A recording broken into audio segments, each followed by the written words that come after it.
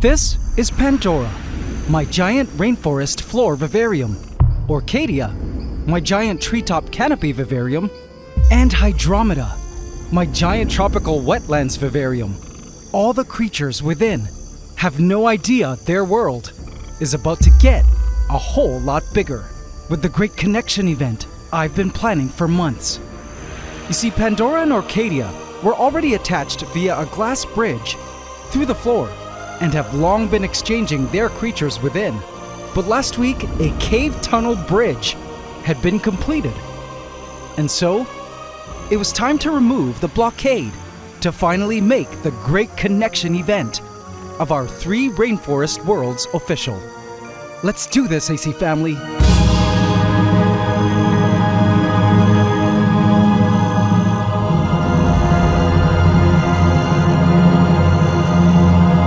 And just like that, the Great Connection event of worlds was complete. I couldn't wait to see what creatures would cross over to the other side. But little did I know, I was in for the biggest surprise ever. Everything changed with this Great Connection. Welcome to the Season 4 finale of my Ecosystem Vivarium Series, here on the AntsCanada Ant Channel.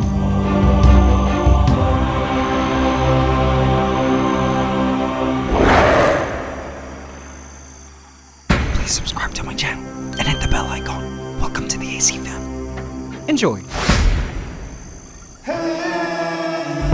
This is what it's all about, AC family.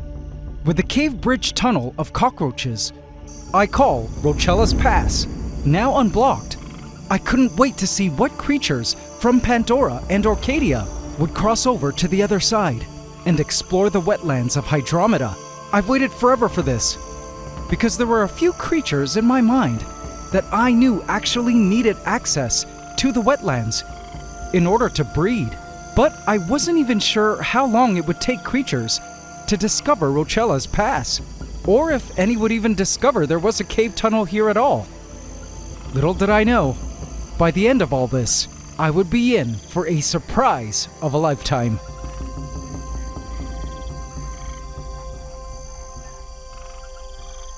It was morning in the ant room, always quite glorious, as the amber sunbeams streamed through the windows.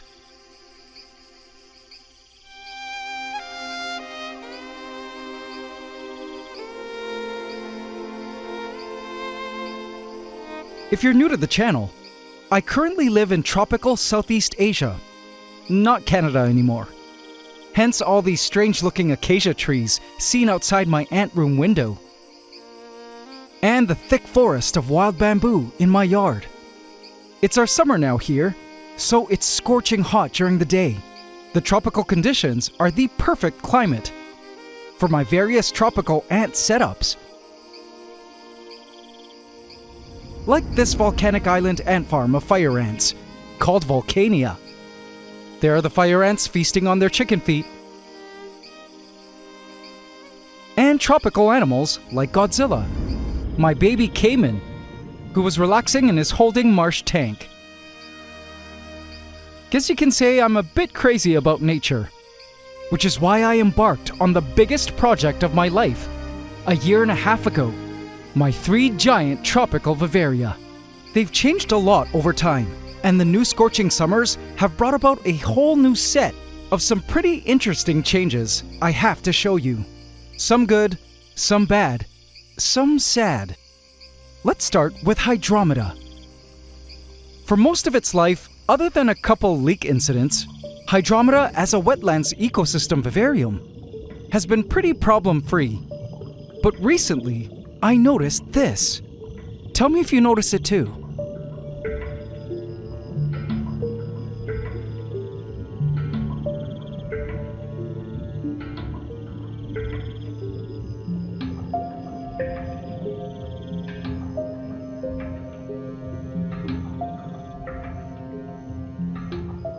Do you guys notice anything weird? The lack of shrimps. In the beginning, I had added hundreds of various colored shrimp, we call the Skittles, into our vivarium. and my hopes was that the Skittles would multiply in huge numbers and one day provide a viable food source for larger predatory creatures I hoped to add to the wetlands. But strangely, even after 3 months, the population of shrimp appeared way smaller than I expected they would be at this stage. It was peculiar to me, but some of you fish experts had warned me in a previous video that I had made a very grave mistake with the addition of these creatures.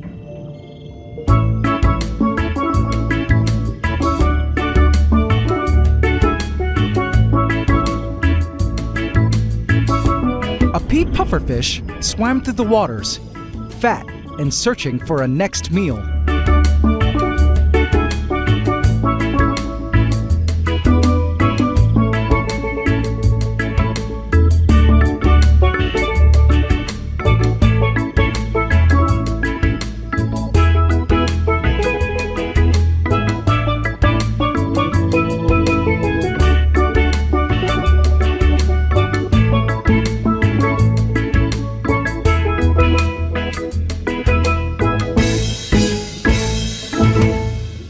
Though these dwarf pea puffers specialize on pest snails, many of you warned me that they would totally annihilate the shrimp population.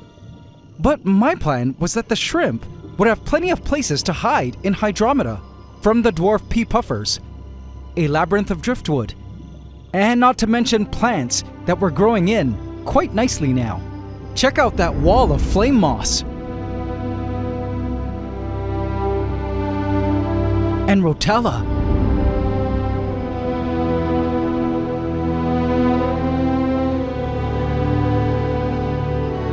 In nature, prey creatures like shrimp have places to hide from predatory creatures, and Hydromeda had plenty.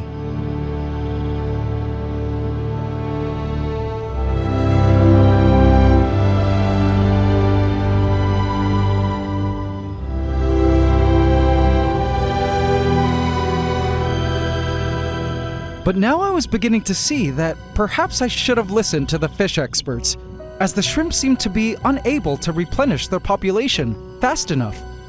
The Skittles appeared to be dwindling now, and it saddened me to see.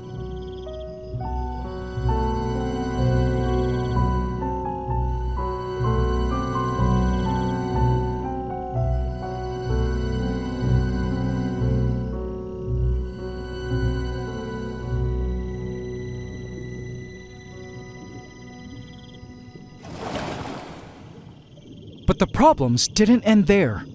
With the decreased number of shrimp, who were important cleanup crew in the wetlands, plus the compiling bioload from all the creatures, combined with the rising temperatures of summer where I live, despite there being a water chiller, it seems another problem was slowly beginning to creep into the waters. Algae. Check out that crazy clump of algae here growing from my precious boosie. No. Now, algae is okay in a tank, as it too is part of a healthy aquatic ecosystem. But when allowed to grow out of hand, algae can completely destroy an ecosystem by stealing nutrients and sunlight from plants and choking them. Hydromeda did have an initial defense against the green monster though, including snails and these fish.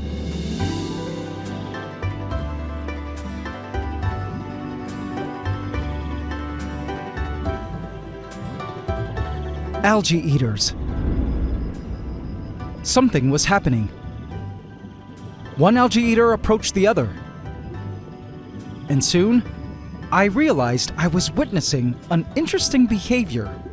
Have a look.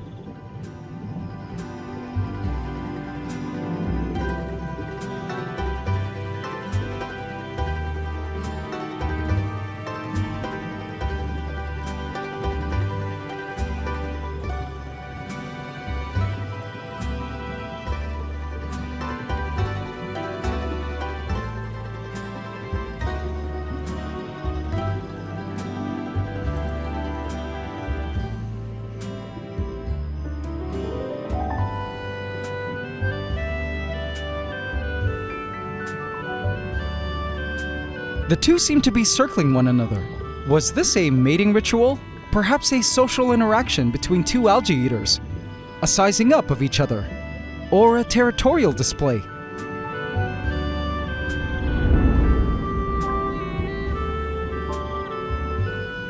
In the end, they separated. But overall, the algae eaters seemed well-fed and healthy, pooping non-stop as they continued to graze on algae patches around the wetlands.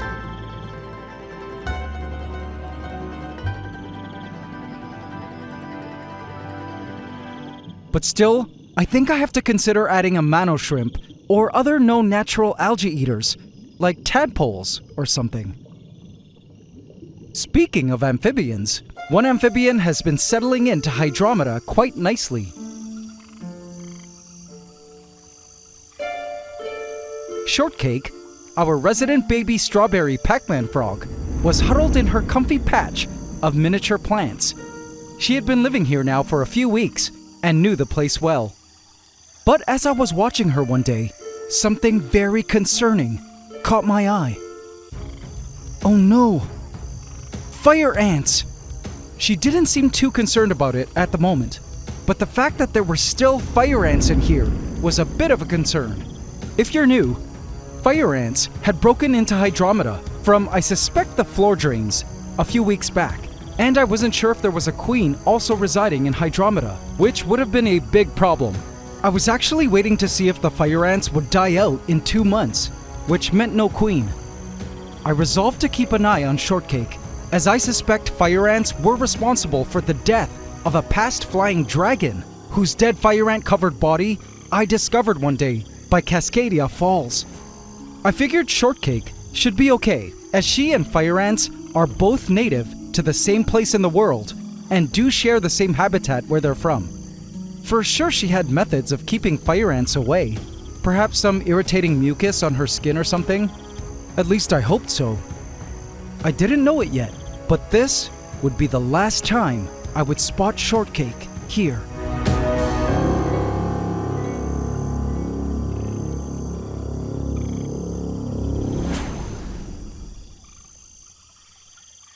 But another problem was that if there was indeed a fire ant colony here, I really didn't want them to use Rochella's pass to migrate into Pandora, which had a pretty established and active ecosystem of its own. Snap, our resident sunskink, had just finished her routine morning bask and was all heated up and hungry. I watched as she descended down to ground level to begin her morning hunt.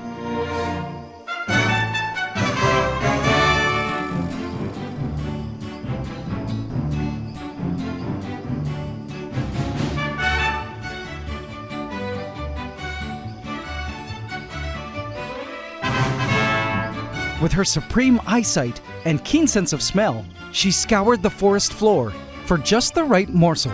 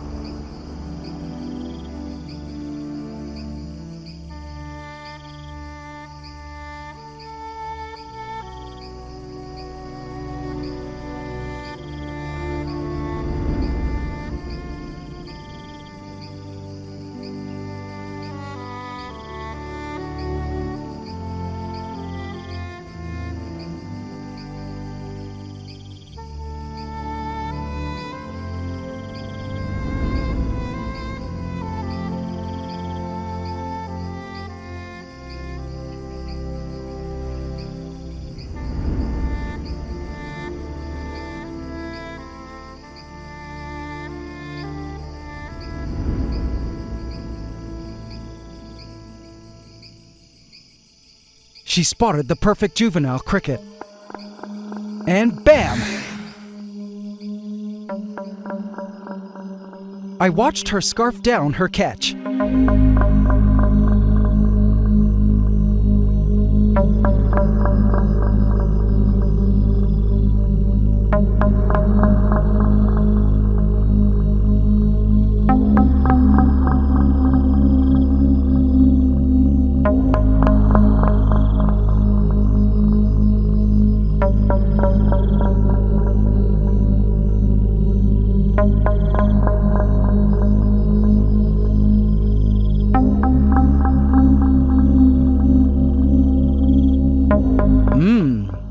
Delicious.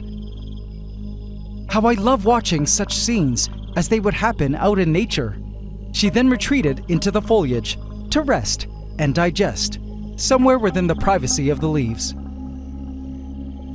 The land was actually experiencing a cricket population boom. They were literally everywhere.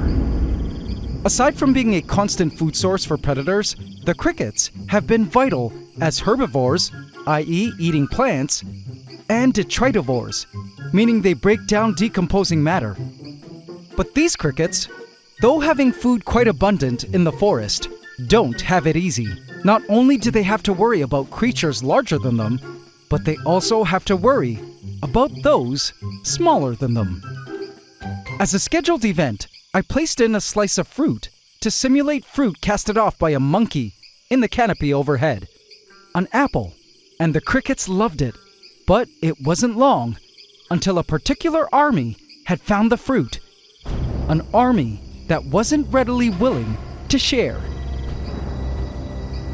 The Nomads, the dominant ant colony of the rainforest floor, had also discovered the apple and were now beginning to trail in from their nest to hoard the fruit. Here they come now.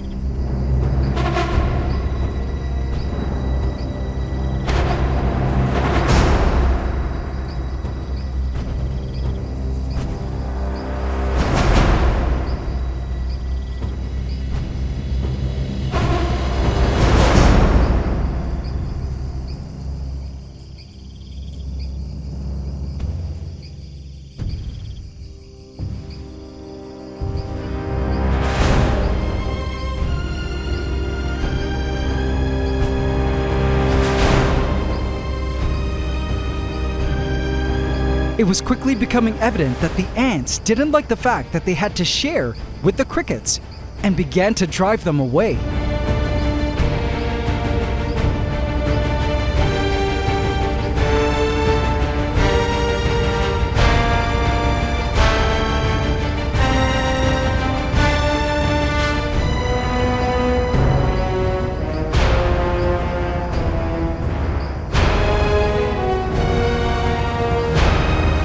In fact, this battle between the Nomads and the crickets had been ongoing for quite a while now, with Nomads even picking away at the baby crickets.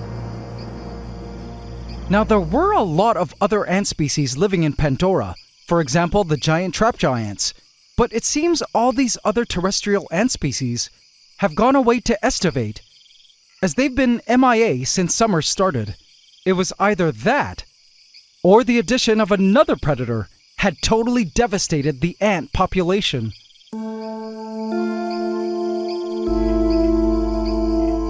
Beyonce, one of our 2 chubby frogs, stood full to the brim with a swollen belly. She had eaten a ton of insects since she was added in 3 weeks ago and had had her fill. In the wild, she feeds primarily on ants and termites, so I had a suspicion that she had eaten plenty of ants and was ready now to retreat underground to estivate for the rest of the summer, until the rainy season arrives in about a month or so. In fact, her lover, Jay-Z, had already burrowed underground, and she was alone. She went off to seek a suitable place to burrow, below ground, to begin her extended summer slumber. I wondered if Beyonce and Jay-Z had both hunted all other ants to extinction. And I mean, whatever happened to the OG termites that used to live here? All that was left was their old damaged tunnels. Pandora had undergone so many changes over a year and a half, including a landscape revamp, the addition of a ton of predators, from giant trapjaw ants to Asian bullet ants to acrobat ants, spiny ants, and carpenter ants, all of whom shared this huge stump. And even if the termites managed to survive all that, the recent addition of Beyoncé and Jay-Z, known termite-feeding specialists, made me believe that the termites were no longer alive. Now, speaking of frogs, AC family, there's something I need to address. I do have yet another admission. I've made a very noob mistake, and one I've done in the past with other animals. Let's now head up into the trees, into Arcadia. A courting pair of crickets were in the midst of the millions of years old ritual. The male chirped his chirp at the female.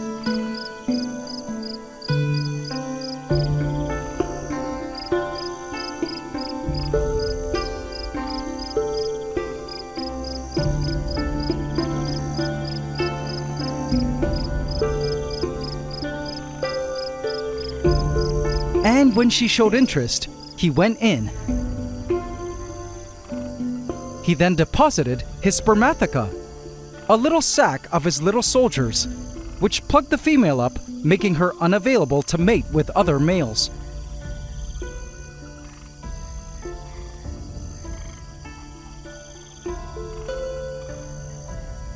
So up here in the treetops, the prey insects, like the crickets, could breed undisturbed. It was a haven for prey insects, which is why the OG tree frogs, Kermit and Miss Piggy, have lived in Arcadia for a whole year, since Pandora and Arcadia were first connected. But I've been waiting over a year for them to breed. There were plenty of places for the tree frogs to spawn up here, if they wanted to. They had puddles, as well as various natural pockets of water in which the frogs could lay their eggs. But even still, though I did hear Kermit croaking every night, Miss Piggy still hadn't decided to mate with Kermit. Well, AC family, just this week, I discovered why. Behold! A female golden tree frog, and she is much larger than Kermit. Turns out, I had no idea golden tree frogs were sexually dimorphic, and that the females were about an inch larger than the males. See where I'm going with this? Turns out, this whole time, Miss Piggy was actually a Sir Piggy. Both our tree frogs were males. No wonder they weren't breeding. Well, it was finally time for that to change. Come with me, my frog princess.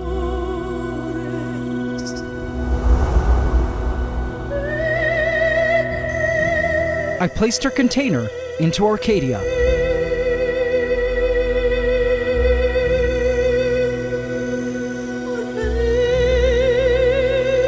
And allowed her to wander out into the foliage.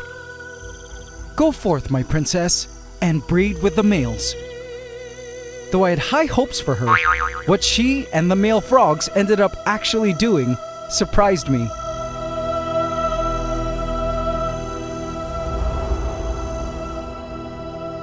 Night fell in the ant room. The micro squirrels were awake and out to play.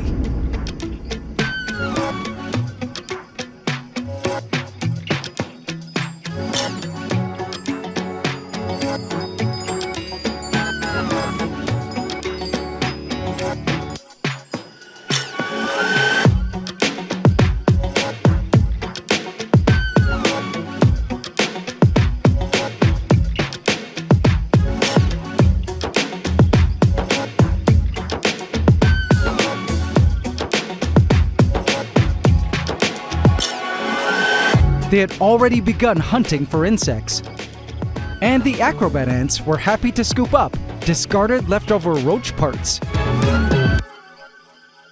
Kermit was awake and had been croaking like crazy. I looked around for the new female tree frog, but surprisingly, she was nowhere to be found. But want to know where I did find her? Down in Pandora, the night air carried the mists through the lands.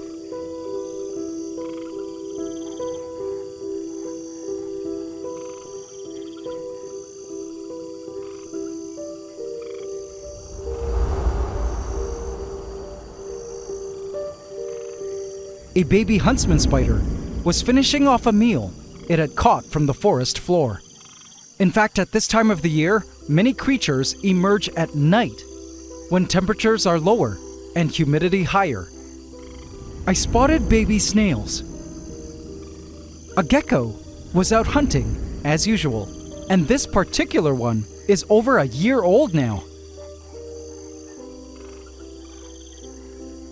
I spotted Beyonce. She had found a spot she was happy with and had begun to burrow. Sleep well, Beyonce. See you in the rainy season.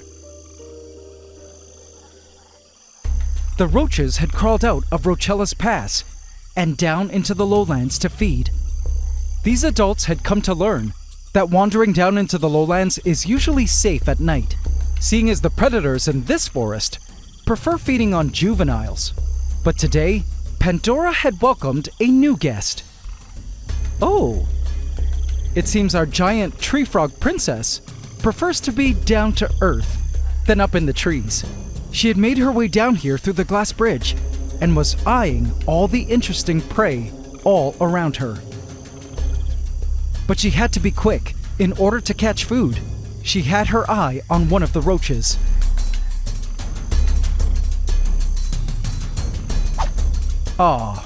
In the forest, it was important to strike at just the right moment, but wait too long, and the prey can slip away. But no worries, there was something else. She had locked eyes on another target. A cricket was busy feeding on a piece of fallen Spanish moss, and when the moment was right,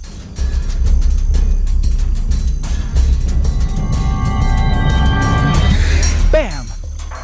Caught. I watched as she swallowed the cricket.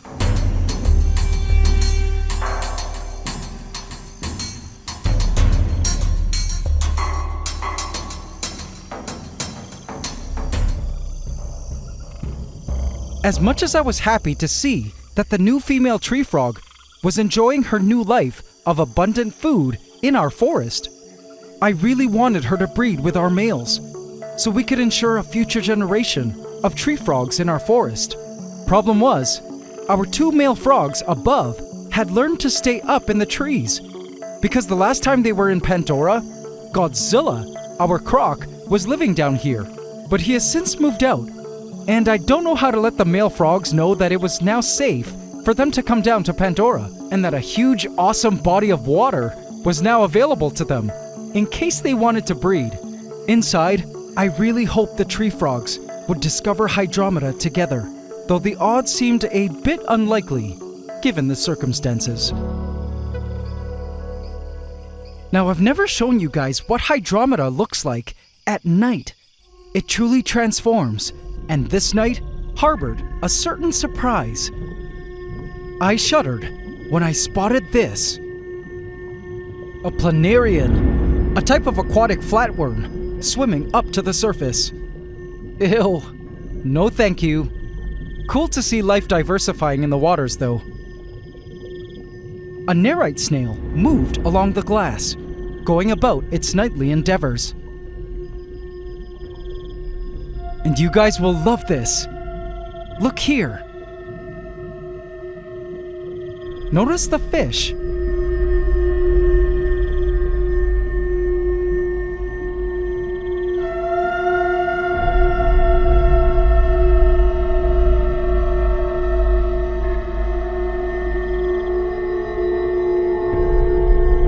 Believe it or not, these fish are sleeping.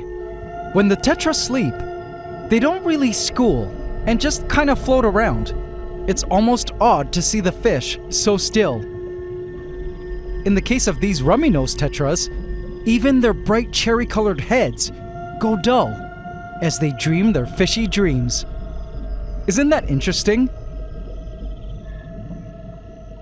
In Hydromeda, I find the first to go to sleep are the rummy-nosed tetras, followed by the cardinal and ember tetras, who at first swim around aimlessly as if in some weird sleepwalking state, before drifting off to a calm slumber. But ready for another surprise? Look!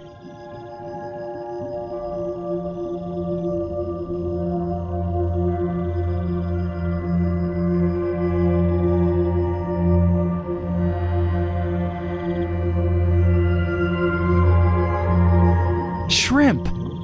Tons and tons of shrimp! The Skittles had emerged, revealing their true numbers. Shrimp of all ages, from newborn shrimplets to adults, were all out and feeding. Shrimp of all colors.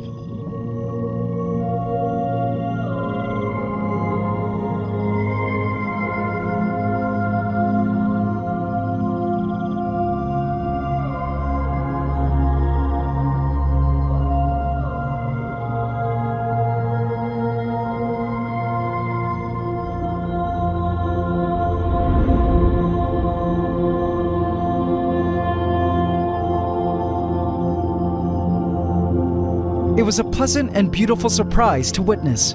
Their population wasn't devastated by the pufferfish after all. It turns out the bulk of the shrimp were just hiding away for most of the day. And by night, while the fish were fast asleep, they would emerge to feed. And my, were they awesome to see in such great numbers. It was then that I spotted another creature out. Shortcake was relaxing on some moss on the lower part of Cascadia Falls. Interesting to see her here. I wondered what she was doing down here. Was she trying to cool off in the chilled waters coming straight from the water chiller? Would she return to her favorite spot by morning? I didn't know, but the next day, I totally freaked out when this happened.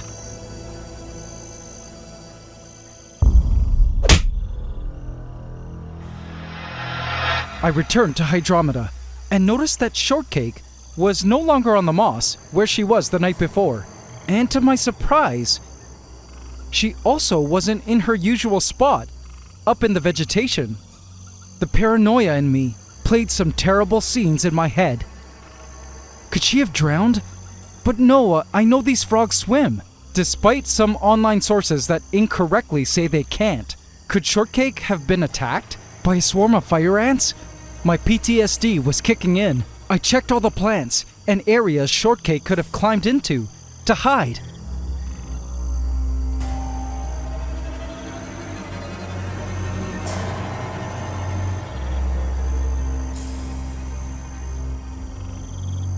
But to no avail. I couldn't find her. I then checked Cascadia Falls and braced myself, afraid of what I might discover.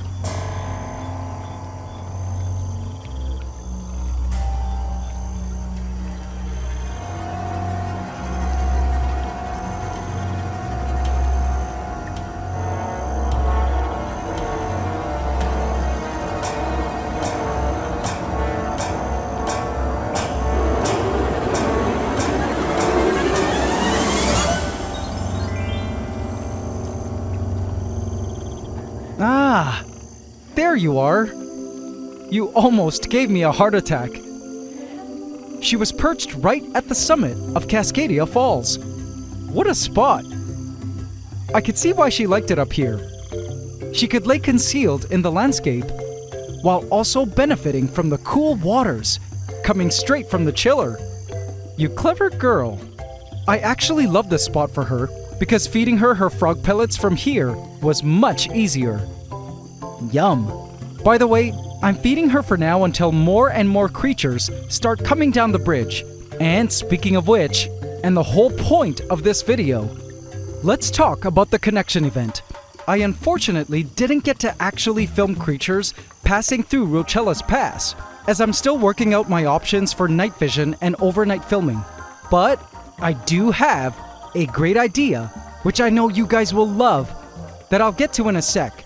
But I do know that creatures have indeed begun to use Rochella's Pass and cross the bridge to the other side. Check this out. First, roaches for sure have been emerging from the glass bridge, as I sometimes see some drowned individuals, and they've been awesome at feeding the life within Hydromeda.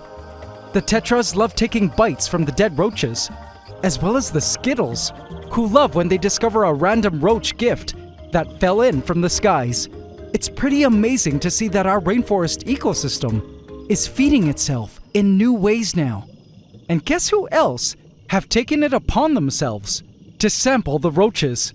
I was surprised to see this. The remains of a roach in Pandora, but in a signature mess belonging to none other than the micro squirrels. This is evidence that our micro squirrels have begun to use the glass bridge to come down to Pandora, which for the longest time they were reluctant to do. But AC family, that's not all. Check this out. See those little cute paw prints? They've been checking out Rochella's Pass too. Amazing.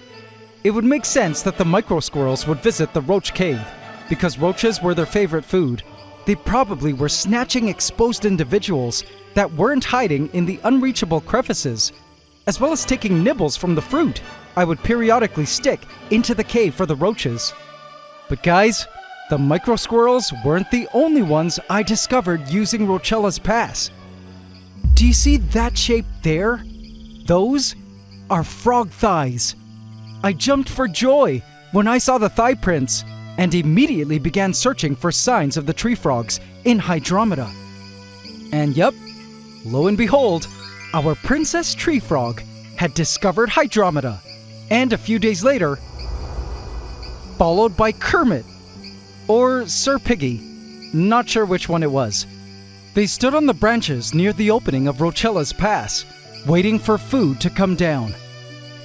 Seeing the tree frogs in Hydromeda like this was to me a resounding confirmation that our longtime plan of joining our 3 giant vivaria, 3 worlds all exchanging life together, had manifested. The 3 vivaria were now a single ecosystem. This is the season 4 finale of my Ecosystem Vivarium Series, which means that I will be taking a few weeks break to prepare for the next season, which also gives you guys a chance to go back and watch any episodes you may have missed. But unlike the last season's break, I have some awesome news that may make some of you quite happy. During the weeks I won't be uploading, I plan on doing live streams of various areas of our rainforest vivaria. Let me know which area you think I should live stream first. I plan on just letting the live stream run for as long as my internet connection remains stable, which may be several hours, so that you guys can check in on your favorite vivariums whenever you like. Perhaps even catch some action. Millions of pairs of eyes are better than one, right?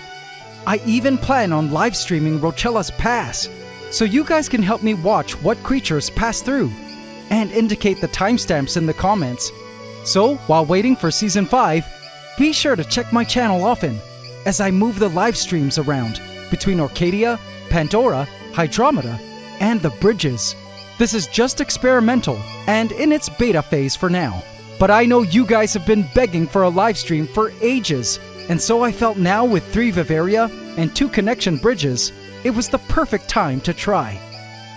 Speaking of taking a break, I was surprised to notice the spot Beyonce had burrowed. She was underground now. But look, she had chosen to bury herself right next to where another chubby frog had chosen to bury himself. Aha! Jay-Z! How cute! They will emerge together come rainy season. And funny thing is, I did spot Jay-Z waking up early one night, perhaps in search of his bae, but went back underground when he realized it was early. And my, was he a chubster too. What was so cool about all of this was seeing how one event spurred a domino effect of changes down the food chain within the forest. Proof of how connected our ecosystem truly was. With the sudden absence of the chubby frogs, I was surprised to spot giant trap giants emerging again. Did they know the frogs were gone? I don't know, but it seems these seasonal changes are necessary to ensure that life persists elsewhere. In fact, the absence of the frogs and most of the other ant species also convinced some other elusive creatures to come out of hiding. The termites are alive! I couldn't believe my eyes, spotting our OG termites trailing on the stump in broad daylight one morning. Can you believe it? After all the changes and predators, the OG termites had managed to survive at all. Guess I should have known that just because you can't see them, it doesn't mean they aren't there, and that life finds a way. When I first began this biological project, an ecosystem was what I sought to create. But what I got was so much more. Together with all of you watching, joining me week after week, we uncovered many of Mother Nature's most incredible hidden secrets, mourned together over beloved losses, solved problems, watched scenes of nature up close that we could have never observed and experienced ourselves had we tried to out in the wild, as well as learned a whole slew of new things, even teaching some experts out there a thing or two. But this is what it's all about, and the whole purpose of this biological project. As time goes on, and as our tropical worlds within glass evolve to greater mimic nature out in the wild, I'm reminded of how important it is for us animal and plant hobbyists, us lovers of nature, to remain curious enough to look at the natural world, to care for it, to understand it, be inspired by it, to share our findings, and ultimately be stewards of life, watching over our planet and home. Because one day, when we least expect it, Mother Nature just might leave us a nice surprise to thank us for our job well done. And that, to me, the constant journey of discovery is what life is all about.